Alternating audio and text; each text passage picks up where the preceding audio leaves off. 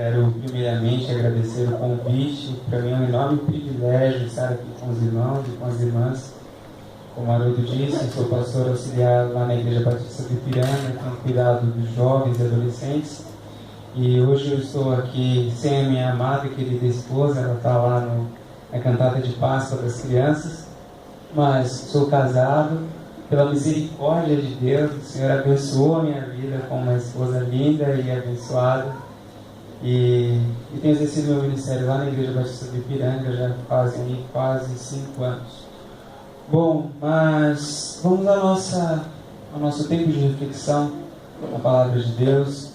E eu quero começar esse tempo com os irmãos orando a Deus. Nós temos em nosso culto um momento de adorar ao Senhor com cânticos. Temos em nosso culto um momento de adorá-lo com os nossos dízimos e com as nossas ofertas. Temos um momento de reflexão na Palavra de Deus. E muitas vezes nós nos esquecemos de um momento muito importante, que é o momento de confissão de pecados. A Palavra do Senhor diz em Isaías 59 que os olhos do Senhor não estão fechados, as mãos do Senhor não estão encolhidas para que não nos socorra. Seus ouvidos não estão tapados para que não ouçam o nosso clamor. Antes são os nossos pecados que fazem divisão, separação entre nós e o nosso Deus. Eu não sei há quanto tempo você não ouve a voz do Senhor falando ao seu coração. Mas eu creio que nessa noite o Senhor vai falar contigo se Ele ainda não falou. Eu creio que com muitos o Senhor já falou por meio do louvor, por meio das palavras que foram aqui faladas. E acredito que Ele vai continuar falando. Porque eu creio em um Deus vivo. Que tem olhos que nos vê, tem ouvidos que nos ouve, e tem boca que fala. Mas muitas vezes nós não ouvimos este falar, porque a nossa vida está carregada e manchada de pecados.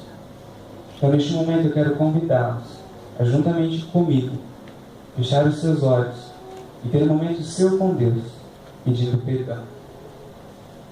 A única coisa que pode, nesta noite, endurecer o seu coração e tapar os seus ouvidos à voz do Senhor são os seus pecados. Por isso, confesse os seus pecados ao Senhor neste momento. Não confesse de maneira geral. Vai estar só você e Deus, na intimidade do seu coração, dê nome aos seus pecados. Senhor, perdoe porque eu menti. Senhor, perdoe porque eu fui egoísta. Senhor, perdoe porque eu maltratei minha esposa e os meus filhos. Me perdoe porque eu não estendi a mão quando deveria ter estendido. Me perdoe porque eu apontei o dedo quando não deveria ter apontado e ter estendido a mão.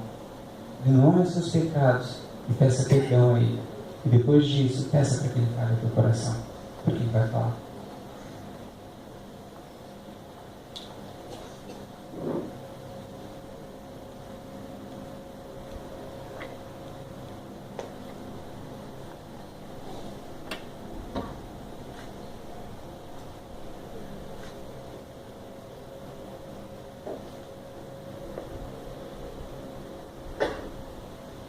Senhor, nós te agradecemos pelo teu amor, pela sua misericórdia e pelo sacrifício do teu Filho Jesus na cruz por amor a nós. Em nome de Jesus, nós clamamos ao Senhor nessa noite, perdoe os nossos pecados. Nós somos totalmente dependentes do teu amor, do seu perdão. Clamamos a ti, ó Pai, derrame sobre nós o teu perdão. Não apenas perdoe os nossos pecados, mas transforme a nossa vida através da sua palavra, para que possamos nos libertar dessas algemas dos pecados que muitas vezes nos prende. Em nome de Jesus, lava a nossa vida com o sangue do teu Filho Jesus e nos purifique. Clamamos também a ti, para que o Senhor fale aos nossos corações nessa noite. Em nome de Jesus, Pai, eu clamo a ti. Pai, através de mim, apesar de mim e muito além de mim. Essa oração que nós te fazemos, em nome de Jesus. Amém. O tema dessa noite é adoração. E adoração é algo que está presente na vida da igreja. É um tema que é abordado em muitos momentos da vida da igreja, mas não é algo recente. Quando nós olhamos para a história da humanidade, nós vemos que a adoração é tão antiga quanto a humanidade. Quando nós vamos à origem, para o início de tudo, lá em Gênesis, quando vemos Caim e Abel tendo ali os primeiros atos de adoração, nós vemos que logo no começo o ser humano já tinha essa necessidade de adorar. É interessante que ali não aparece muito uma explicação para o ato de Caim e Abel. Não fala como o Senhor pediu para eles adorarem, não fala que foi o Senhor que pediu para eles, apenas aparece Caim e Abel oferecendo ao Senhor suas ofertas, sacrifícios, nessa tentativa do homem de adorar ao Senhor. Prosseguimos a história e chegamos em Noé, vemos Noé adorando ao Senhor, vemos Abraão, vemos Isaac, vemos Jacó. Desde o início, a adoração presente na história da raça humana. Porém, a adoração também não é algo exclusivo da cultura judaica. Quando nós olhamos para outras culturas, vemos relatos muito antigos de povos cultuando deuses. Alguns cultuando o Deus Sol, Deus Lua, a deusa Terra. Enfim, relatos muito antigos de povos, de culturas, de comunidades adorando deuses. Quando nós estudamos a mitologia grega, nós vemos que tem todo um panteão ali estabelecido de deuses e deusas que exigem a adoração de um povo. Quando nós olhamos para este fato, quando nós olhamos para essa realidade histórica e bíblica também, nós vemos que este é um fenômeno universal, a adoração. Segundo estudiosos, nunca houve uma comunidade sequer em toda a história da humanidade que não tenha tido um tipo de adoração. Mas, quando nós olhamos para a realidade hoje, nós encontramos alguns que dizem: eu não adoro nada, eu não adoro ninguém, eu sou ateu, eu não creio em nada. Mas fato é, todos adoram um Deus. Todos, sem exceção alguma. Até os ateus adoram um Deus. Porque todos nós temos dentro de nós, cada um tem dentro de si, essa necessidade de prestar um louvor, de prestar uma adoração, de se curvar e de se prostrar perante algo. Aos ateus, alguns têm como Deus a sua inteligência, alguns o seu dinheiro, outros a sua estabilidade, outros o prazer. Alguns têm outros deuses. O fato é que todos adoram, todos nós temos um Deus. Quer queiramos, quer não, porque isso faz parte da nossa genética humana. Já é conhecida a frase que nascemos com um vazio do tamanho de Deus. E este vazio muitas vezes o ser humano tenta preencher com outras coisas e tornando essas outras coisas deuses. Mas a grande pergunta que nos surge à mente, frente a todos esses tipos de adoração, frente a todos estes deuses, é: existe uma adoração que podemos chamar de verdadeira? Existe um tipo de adoração que é legítimo, que é real? Porque muitas adorações são extremamente opostas a outras. E frente a essa variedade, frente a toda essa forma de adorar que tem sido pregada, que tem sido visto por aí, será que existe uma forma de adoração que podemos chamar de verdadeira, de legítima? Quando nós olhamos para a palavra de Deus, nós podemos ter a certeza que sim, existe uma adoração verdadeira. Quando nós olhamos para a palavra de Deus, nós podemos afirmar que sim, existe uma adoração que é legítima, adoração que agrada ao coração de Deus. E hoje nós iremos buscar 3 características de uma adoração verdadeira. E o meu convite aqui não é para que você apenas ouça essa mensagem como um estudo a mais no seu repertório de cristão, ou do seu repertório de palestras ouvidas e de mensagens ouvidas. Porque eu acredito que nós podemos fazer mais com o que o Senhor vai falar aos nossos corações. Eu acredito que o desejo do coração de Deus, quando Ele entrega a sua palavra a nós, é que a gente coloque em xeque a nossa vida. é que a gente faça um autoexame, guiado pelo Espírito Santo, para que possamos enxergar tudo aquilo que está de acordo com a palavra de Deus e potencializar estes nossos acertos. E ao descobrirmos erros, falhas, pecados, então nos prostrarmos em arrependimento e clamar a Deus por misericórdia e perdão e mudança de vida. Então o meu objetivo aqui, e o nosso objetivo nessa noite, é que em todo o tempo você questione sobre a sua adoração, sobre a forma como você tem adorado a Deus, para você ver se de fato você é um verdadeiro adorador, para você ver se de fato a sua adoração é uma adoração verdadeira. Porque nós podemos estar vivendo um engano, e a Bíblia nos alerta para essa possibilidade do engano, quando diz: muitos chegarão naquele dia e dirão: Senhor, Senhor, expulsei demônios em seu nome. E o Senhor dirá: afasta-se de mim, porque eu não te conheço. A palavra de Deus abre os nossos olhos para que não vivamos um engano. Então nessa noite, avalie a sua adoração. Hoje, a conversa de Deus é contigo. É com você que Deus está falando. E é sobre você que Ele vai falar. Vamos abrir as nossas Bíblias no Evangelho de João, capítulo 4. Nós iremos ler do verso 19 ao verso 24. Evangelho escrito por João, capítulo 4, verso 19 até o 24.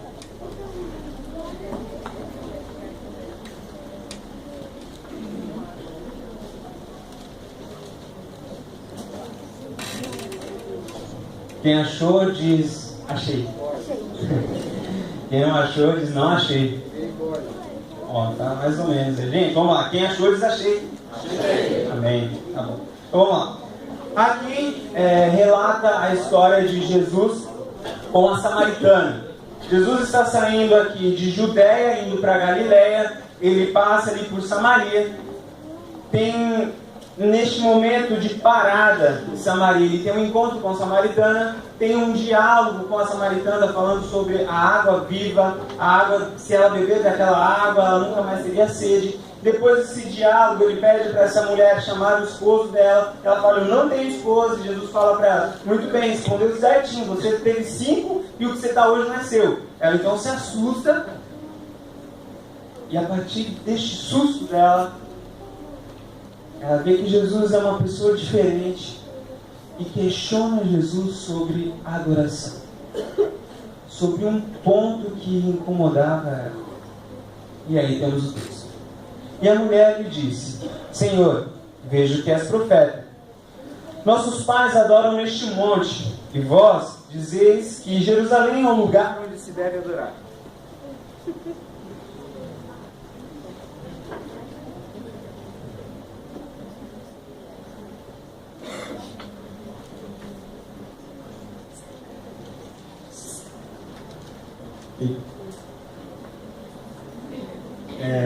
Bom, verso 20. Nossos pais adoraram neste monte, vós dizeis que Jerusalém é um lugar onde se deve adorar. Então Jesus lhe disse: mulher, crê em mim, a hora vem em que nem neste monte e nem em Jerusalém adorareis o Pai. Vós adorais o que não conheceis, nós adoramos o que conhecemos, porque a salvação vem de Deus. Mas virá a hora, e de fato já chegou, em que os verdadeiros adoradores adorarão o Pai no Espírito e em verdade, porque são estes os adoradores que o Pai procura. Deus é Espírito, e é necessário que os que o adorem no Espírito e em verdade. Quando nós olhamos para este texto, a primeira característica que nos salta aos olhos sobre uma verdadeira adoração é que ela precisa ir além das palavras. Uma adoração, para ser uma adoração verdadeira, ela tem de ir além das palavras.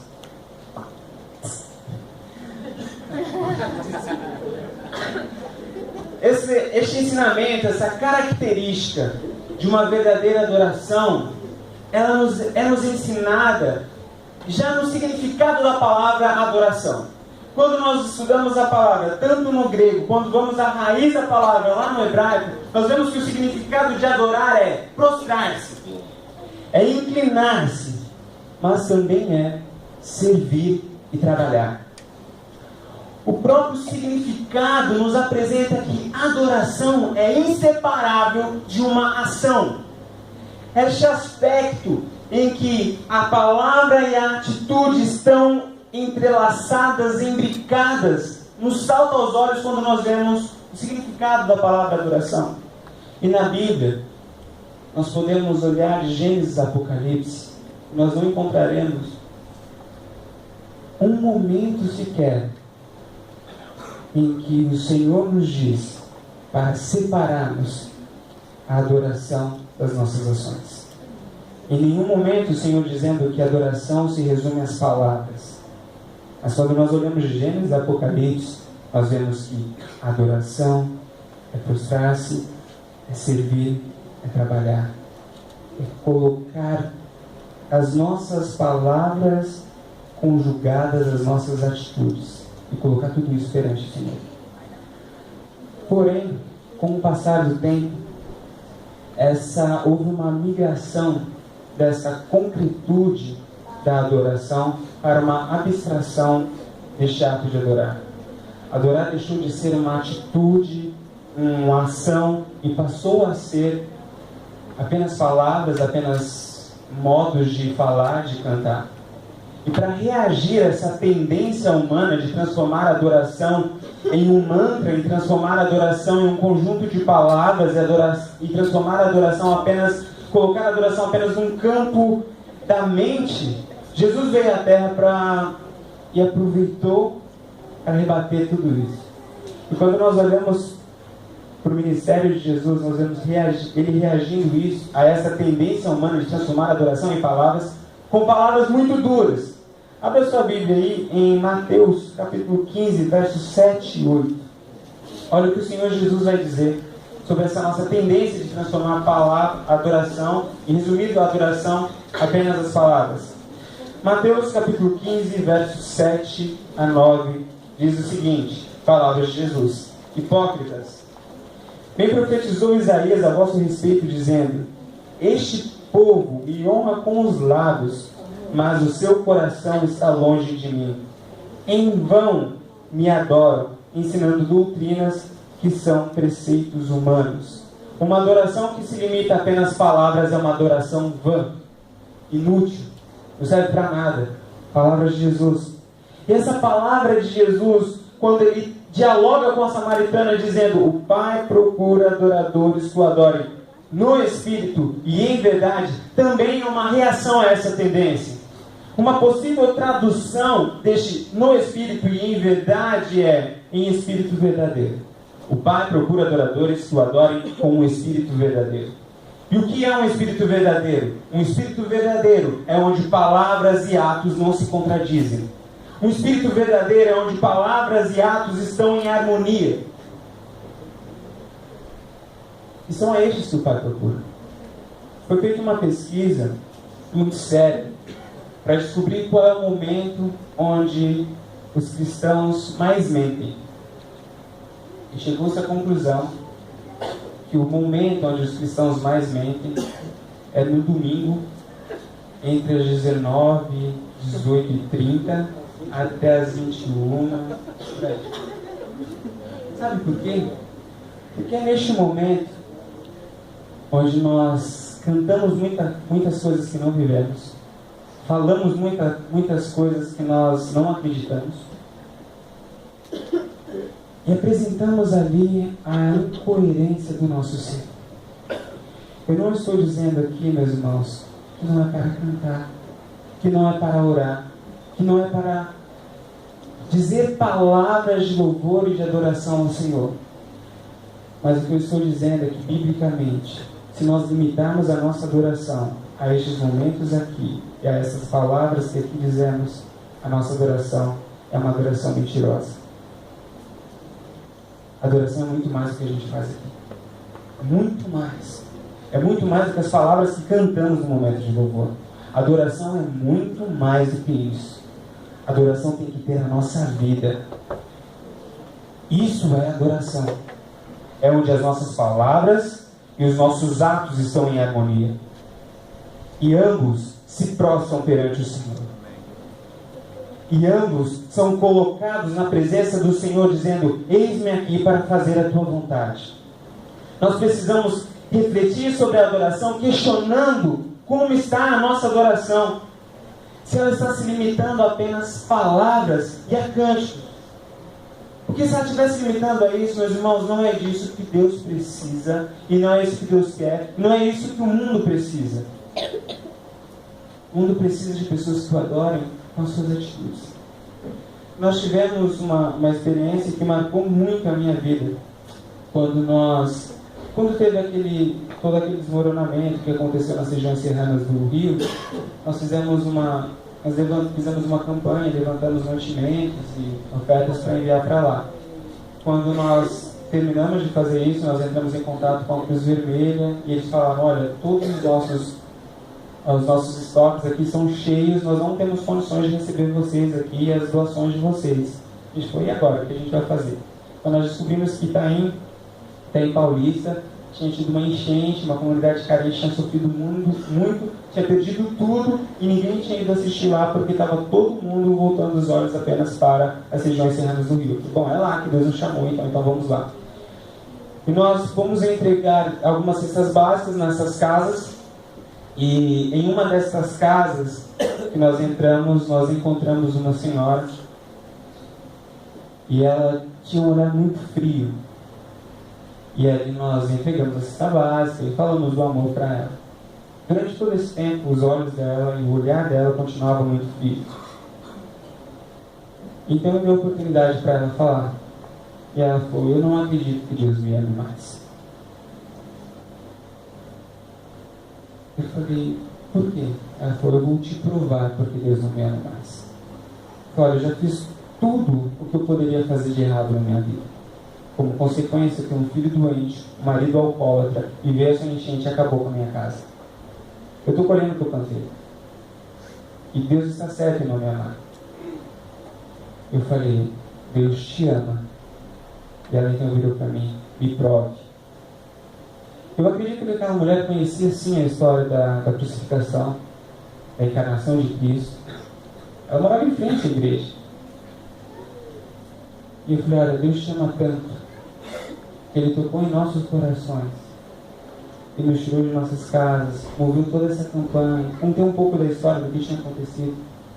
Ele nos trouxe aqui nessa tarde, para que, com essa cesta básica, de maneira muito singela, Ele dissesse para você: eu te amo, e eu ainda cuido de você. Naquela hora, aquela mulher começou a chorar. Nós precisamos, com a nossa vida, adorar o Senhor. Com as nossas atitudes. É disso que o mundo precisa. Nós precisamos não apenas olhar para a nossa adoração e ver se ela se limitou à palavra, mas também questionar as palavras que nós estamos cantando. Muitas vezes nós cantamos aqui: eu preciso de ti, querido irmão, precioso és para mim. Mas quando nós olhamos para a nossa prática de igreja, nós tratamos o outro, infelizmente, muitas vezes, como um lixo. Não como alguém precioso para nós. Infelizmente, muitas vezes nós tratamos o outro com indiferença. E não existe uma prova maior de desamor do que a indiferença. Olhar para o sofrimento do outro e não ser resposta de oração de Deus para a vida dele, sendo que nós somos chamados para ser resposta de oração, é um ato de indiferença. Muitas vezes nós cantamos aqui: ao rir seres cansado, tudo o que sou, de gratos louvores transborda no meu coração. Mas durante a nossa semana, a única coisa que a gente faz é reclamar do que nós não temos. A gente não para olhar tudo que o Senhor tem feito por nós e agradecer por tudo que Ele tem feito, e nós olhamos apenas para aquilo que não temos e achamos que tínhamos de ter. E aí eu pergunto: é adoração isso? Eu não sou a favor de pararmos de cantar. Mas eu sou a favor de corrermos atrás destes ideais que nós cantamos. Que muitas vezes nós iremos cair, mas nós iremos ter um alvo. E é lá que eu quero chegar. Porque o meu objetivo é ser um verdadeiro adorador, que adora o Senhor em espírito e em verdade. Muitas vezes nós cantamos: só o poder de Deus pode mudar meu ser, e a prova que eu te dou é que mudou o meu. Será que quando o mundo olha para nós, nós conseguimos provar isso para ele? Pode confiar que Deus mudou a tua vida porque Ele mudou a minha. Será que a nossa vida mudou? Será que a nossa vida pode ser dividida entre antes e depois de Cristo? Será que os hábitos que nós tínhamos antes de entregar a nossa vida para Jesus foram mudados? Ou será que a gente ainda continua amarrado às algemas do pecado e vivendo a mesma vida de infantilidade pecaminosa? É hora de rompermos com isso e começarmos a levar Deus a sério e as palavras e a palavra do Senhor de uma maneira séria. Porque a palavra de Deus é viva. E a palavra de Deus é vida. E a palavra de Deus transforma. E se nós não estamos sendo transformados por Deus, é porque nós não estamos levando a palavra dele a sério. Porque por onde Deus passa, ele muda. E uma adoração para ser verdadeira tem que expressar a palavra de Deus. Tem que ir além das palavras, ela tem que entrar na nossa vida. Nós temos o dever de tirar Cristo das páginas amarelas da Bíblia e colocar em nossa vida, para andar no meio das suas, para andar nos corredores da igreja, para abraçar aqueles que precisam de abraço, para ser resposta de oração para todos aqueles que estão levantando as mãos para os céus e clamando: Senhor, tenha misericórdia de mim. Isso é adoração. Palavras apenas. Pode ser mantra, pode ser ritual, pode ser qualquer outra coisa. Mas adoração, meu irmão e minha irmã, tem que ter atitude. Quando nós olhamos para este texto, a segunda característica de uma verdadeira adoração é que ela vai além de locais específicos. Dê uma olhada no verso 20 aí de João.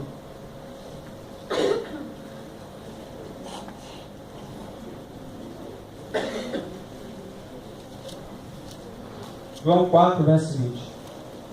Nossos pais adoraram neste monte, e vós dizeis que Jerusalém é o lugar onde se deve adorar. A questão que a samaritana estava colocando aqui para o Senhor Jesus era exatamente qual é o lugar da adoração. Onde a adoração deve acontecer. Só para a gente entender um pouco do contexto aqui, Jesus estava falando com uma samaritana. Judeus e samaritanos não se davam muito bem. A questão era que os samaritanos tinham sangue misturado. Eles eram meio judeus e meio sírios. Então, quando as coisas ficavam ruins para o lado dos judeus, e o povo que estava atacando a nação de Israel, os judeus, olhava para os samaritanos e falava: vocês também são judeus, vocês vão sofrer também. Eles falavam: o quê? Eu, judeu, não, 50% do meu sangue é sírio, então eu não sou judeu. Então eles saíam e só o povo judeu sofria. Quando as coisas começavam a melhorar para o povo judeu, eles chegavam perto do povo judeu e falavam: olha, a gente é irmão, 50% do nosso sangue é judeu, estamos juntos. E aí, por conta disso, criou uma dificuldade relacional, podemos dizer assim, entre judeus e samaritanos. E por conta disso, os judeus escolheram o seu lugar de adoração e os samaritanos escolheram o seu lugar próprio de adoração. Os judeus escolheram Jerusalém e os samaritanos escolheram o Monte Gerizim. A samaritana pergunta para Jesus: qual é o lugar onde funciona melhor a adoração? É em Jerusalém ou em Gerizim?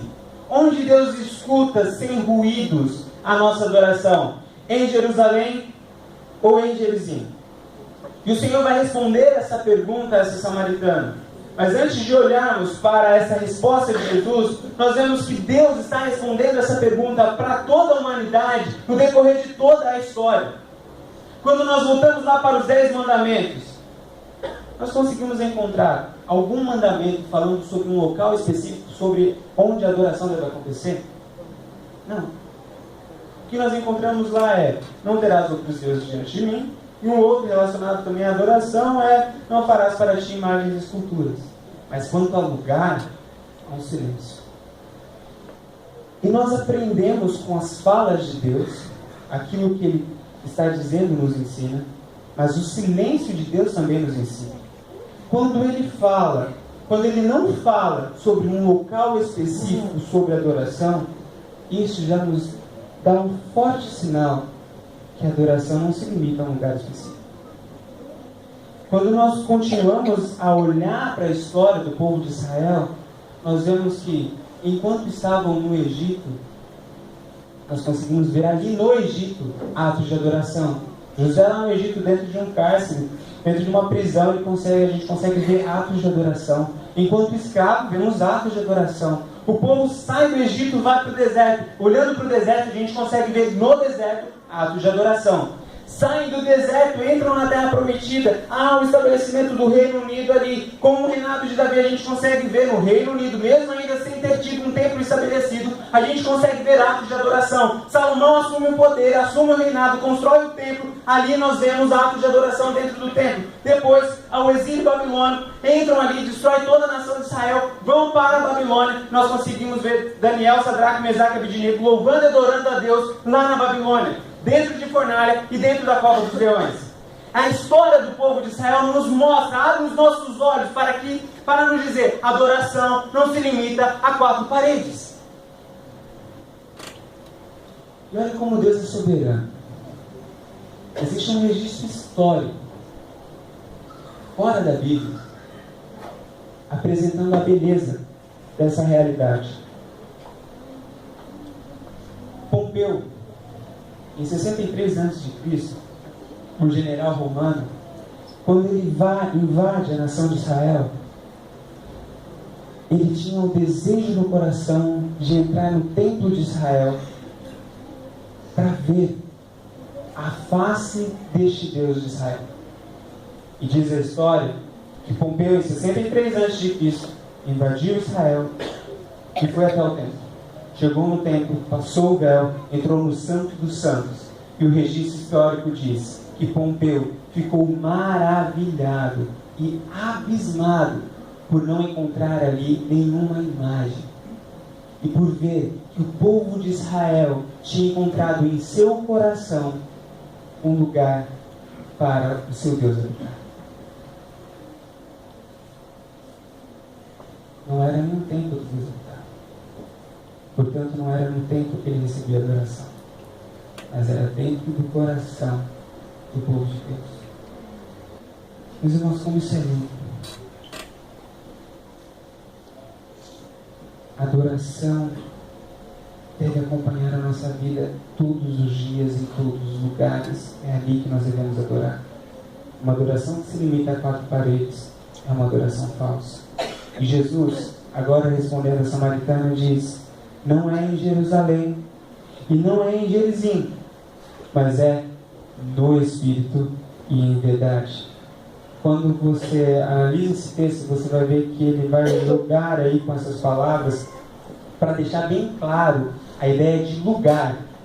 Ele fala, não é em Gerizim, não é em Jerusalém, mas é no Espírito e em verdade. Não é neste lugar, não é neste lugar, mas é no Espírito e é em verdade. Quando Jesus responde isso para ela, Ele está nos ensinando, meus filhos amados, é com a vida de vocês, e é durante todo o tempo da vida de vocês, e em todos os lugares, e em todos os momentos que vocês devem me adorar. É quando vocês estiverem no Egito como José, sendo injustiçado, é ali que é para você me adorar. Quando você estiver no deserto, sofrendo dificuldades na sua vida, é ali que é para você me adorar. Quando você estiver em Jerusalém, desfrutando a paz absoluta, o sossego, a tranquilidade da sua vida, é naquele momento que você deve me adorar. Quando você estiver na Babilônia, sendo jogado na cova dos leões e nas fornalhas de sua vida, é naquele momento que você deve me adorar. Isso é adoração. É isso que Deus quer de nós. É isso que nós devemos fazer. Muitas vezes nós temos a tendência de adorar a Deus apenas quando as coisas são difíceis. Muitas vezes nós temos a tendência de adorar a Deus apenas quando estamos reunidos. Mas isso não é adoração. Adorar aqui é muito fácil. Adorar lá fora é que são elas. Adorar lá fora é que é o desafio nosso. É no nosso trabalho, é na nossa relação com a nossa esposa, com o nosso esposo, com os nossos filhos, com o nosso patrão, com os nossos funcionários, com aqueles que cruzamos nas ruas quando nós passamos por eles, com os nossos amigos de trabalho, com os nossos amigos de faculdade, de colégio. É ali que é para nós adorarmos a Deus. Em todos os lugares. Não é em Gerizim, não é em Jerusalém, não é na Ipor, não é na Igreja Batista do Ipiranga, não é em qualquer outra igreja local específica, mas é como Igreja de Cristo que vai pelas ruas da cidade, adorando e servindo ao Senhor com o seu espírito, com a sua alma, com tudo que é e com tudo que tem. Quando nós olhamos para a palavra de Deus e para o ministério de Jesus, algo fica muito latente para nós quanto a essa questão do local de adoração. Porque nós vemos que os maiores atos de adoração a Jesus e ao nosso Deus não aconteceram dentro de um templo ou espaço físico. Veja que interessante. Onde uma mulher lavou os pés de Jesus com alabastro, e este ato dela ficou registrado na Bíblia como um ato que seria lembrado por todos os lugares onde o Evangelho fosse proclamado. Foi dentro de um templo? Não. Onde foi? Numa casa. Onde as pessoas mais se curvaram aos pés de Jesus? Foi dentro de um templo? Onde foi? Nas ruas. E aonde foi que aconteceu o maior ato de adoração que a humanidade já se deu conta, já viu ou ouviu falar? Foi dentro de um templo? Não foi. Foi no Calvário, onde Jesus Cristo entregou a sua vida em louvor e adoração, como expressão de obediência, de trabalho e serviço ao nosso Deus, em amor a nós, criaturas caídas e pecaminosas, carentes da misericórdia de Deus. Não foi dentro de um templo, mas foram nas ruas, foi nas casas, foi num Calvário. Foi ali onde nós conseguimos ver os maiores atos de adoração. Tudo isso nos serve de lição para saber que a nossa adoração tem que transcender, tem que ir além dos portões deste templo. Quando você olha para a sua vida como um todo, quais são os lugares que você consegue se enxergar adorando? Responda para você mesmo. Pense agora, além daqui, onde você teve um momento de adoração. Sabe, tenta fugir daquele discurso evangeliquez, a minha vida é uma adoração. Não, pense de uma maneira bem factual, pontual. Olha, eu me lembro deste momento aqui, que eu fui colocado à prova como um cristão, e neste momento eu dei um testemunho de filho de Deus. Neste momento eu disse para o Senhor, eu te amo. A palavra de Deus deixa muito bem claro. Quem são os que me amam? Aqueles que me obedecem. Puxe na sua mente, nos momentos em que foi colocado na sua frente a possibilidade de pecar e de honrar a Deus, e você tomou, qual foi a decisão que você tomou? Olhe para este fato, olhe para este momento e veja se você adorou ao Senhor ali. Isso é adoração. É isso que devemos buscar. Aí o Evangelho faz sentido. Aí a adoração tem sentido. Aí deixa de ser algo pesado da religiosidade e se torna algo cheio de vida. Deixamos de ser sepulcros caiados e passamos a ser ramos ligados a essa videira verdadeira que produz frutos. Aí, a partir desse momento, conseguimos ver crescimento em nossas vidas. Conseguimos enxergar com um Evangelho que muda de fato a nossa realidade e a nossa história. E conseguimos nos prostrar perante o Senhor, louvando e adorando e clamando a Ele. É isso que Deus quer de nós. Que as nossas adorações, os nossos atos transcendam, vão além dessas quatro paredes. É disso que o mundo precisa. Enquanto não fizermos isso, não adianta nada sermos mais de um terço da população brasileira, quase, de evangélicos. Não faremos diferença nenhuma. Somos chamados para ser sal da terra e luz do mundo. A nossa vida tem que fazer a diferença. Nós temos que ser diferente do mundo, sim. Porque nós somos luz. Porque nós somos sal da terra. Que diferença tem entre você e a pessoa que está trabalhando contigo que não tem Jesus no coração? É só o lugar que você frequenta no domingo à noite? Só isso? Ou será que você sabe perdoar as pessoas de uma maneira diferente, em uma compreensão mais profunda? Ou será que você sabe cuidar do outro com o amor de Cristo? Ou será que a diferença que existe entre vocês é porque você não é escravo dos seus instintos carnais e sabe dizer não para o pecado? Qual é a diferença que você tem neste mundo? Isso é adoração. Por isso que o texto diz: o Pai procura adoradores que o adorem em espírito e em verdade. É no seu espírito, é na profundidade da verdade do seu coração que você deve adorar o Senhor. Além das palavras e além dos lugares específicos. Em todos os lugares, em todo o tempo. A terceira e última característica que este texto nos mostra sobre uma verdadeira adoração é que ela nunca vai além de Deus. Uma verdadeira adoração nunca vai além de Deus. Olha o que está escrito no verso 23. Mas virá a hora, e de fato já chegou, em que os verdadeiros adoradores adorarão o Pai, no Espírito e em verdade, porque são estes os adoradores que o Pai procura. Quando a gente vai para Êxodo 20, verso 3, diz: não terás outros deuses diante de mim. A adoração ao nosso Deus tem de ser única, porque só existe um Deus. Não há uma possibilidade de termos dois senhores. A palavra de Deus nos deixa muito bem claro isso, tanto nos textos do Antigo Testamento, quanto também na vida de Jesus Cristo, quando Ele nos diz a impossibilidade de adorarmos a dois senhores, dizendo que, olha, ou nós iremos servir um e abandonar ou nós iremos odiar a um e amar o outro, ou iremos nos dedicar a um e desprezar o outro. Quando nós olhamos para a tentação do próprio Jesus Cristo, quando Ele responde a Satanás dizendo: ao Senhor teu Deus adorarás e só a Ele prestarás culto.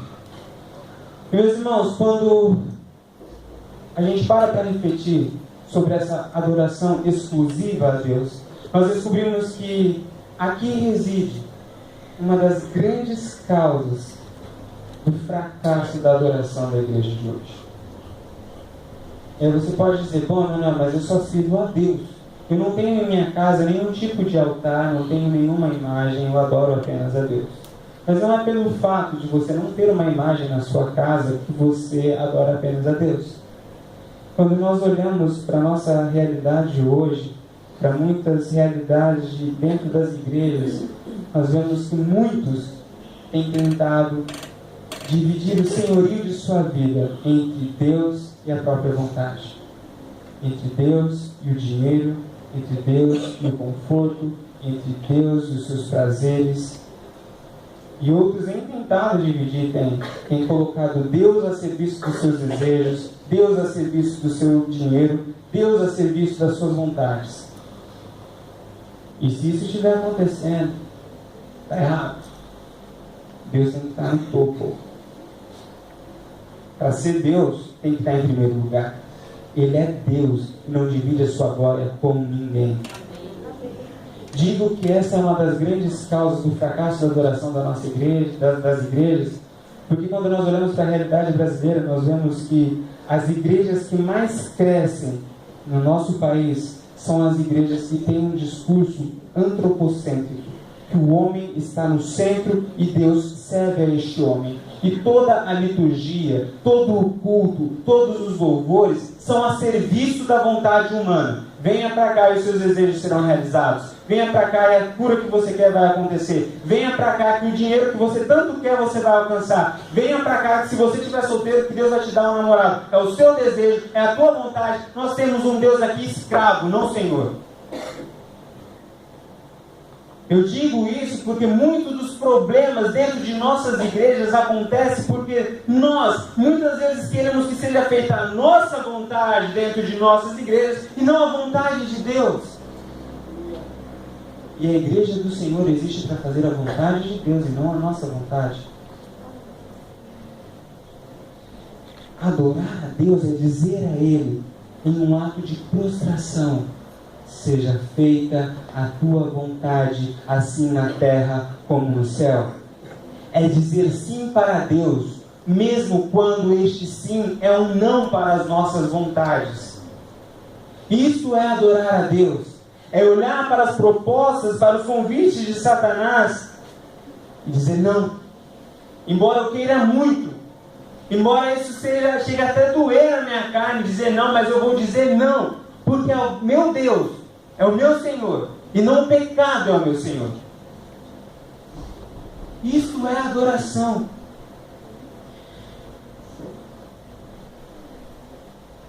Meus irmãos, adorar é só a Deus.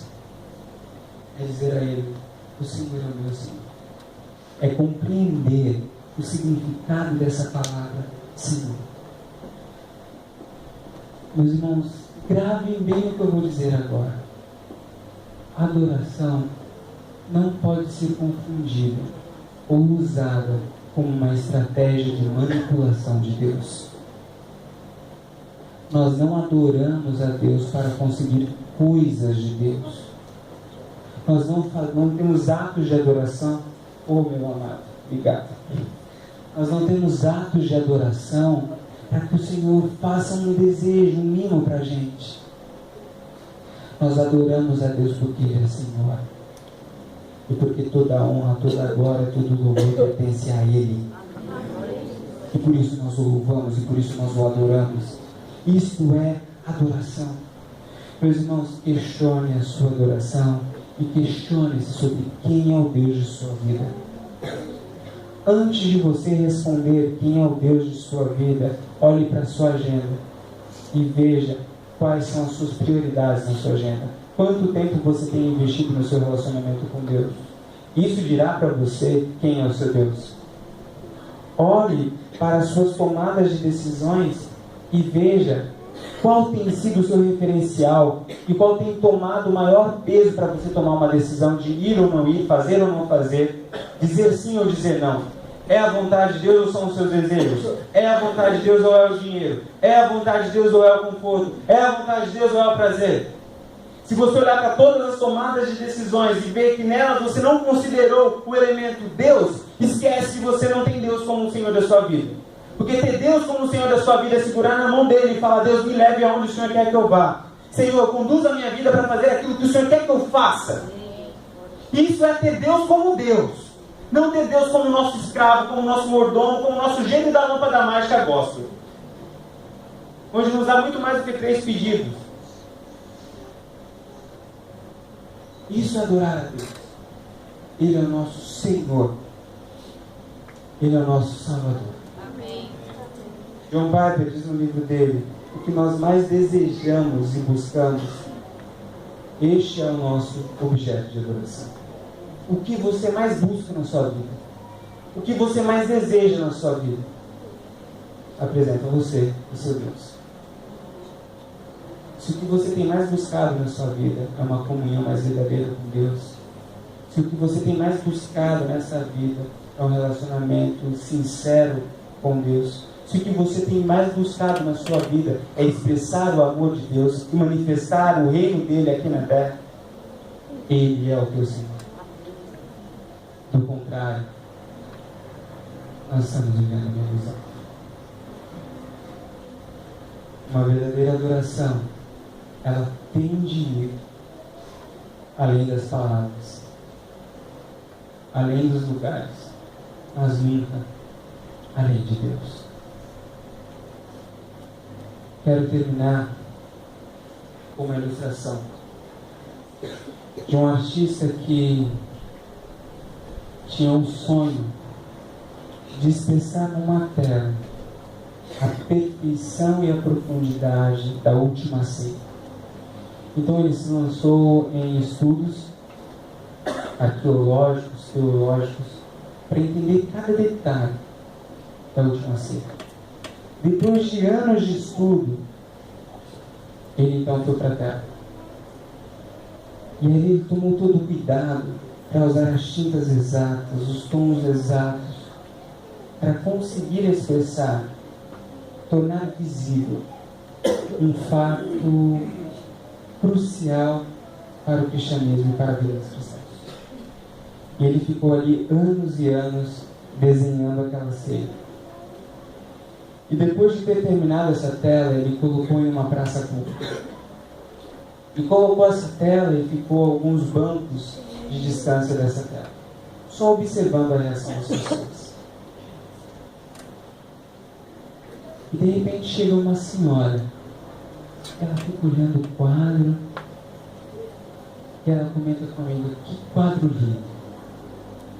Você viu como ele desenhou com perfeição cada linha dessa toalha de mesa? Eu quase consigo sentir a textura dessa toalha. Esse artista é fantástico. Então saiu. De repente chegou um carpinteiro. O carpinteiro ficou olhando, comentou com um amigo que estava do lado: que perfeição este quadro expressa. Olha como ele desenhou cada sombra dessa madeira. Eu quase consigo sentir o cheiro dessa madeira, de tão real que ela é. Depois chegou um outro, olhou para o quadro, falou: nossa, que mesa é essa? Me deu até fome de olhar para estes pães, de olhar para essa mesa posta. O artista, não se aguentando dentro de si, ele levantou do banco, chorando, pegou aquela tela e rasgou o meio. E as pessoas falam: você está louco? O que você fez? Ele falou: eu fiz essa tela para que o centro fosse Cristo. Porém, de todos que passaram aqui, nenhum citou a pessoa de Cristo. Meu irmão, eu quero desafiar você a rasgar essa vida de adoração que você tem tido, se ela não tiver como centro Cristo. Se ela tem sido apenas um meio de você ter um entretenimento de final de semana. Se tem sido apenas um meio de você conseguir favores de Deus. Rasgue essa adoração. Porque não é isso, não é para isso que ele veio aqui na terra. Ele veio para mudar as nossas vidas. É como se fosse muito mais do que um discurso. Ele veio para mudar este mundo. Por isso ele não se limitou a uma caixa quadrada. Ele veio para ser o único Senhor da sua vida. Porque somente Ele tem uma vontade boa, perfeita e agradável.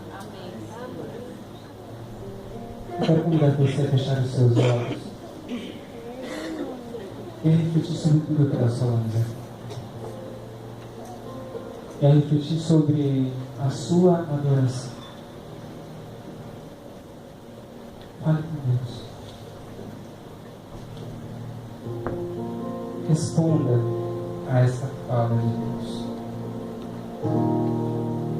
Eu acredito que até aqui Deus tem falado contigo. E agora?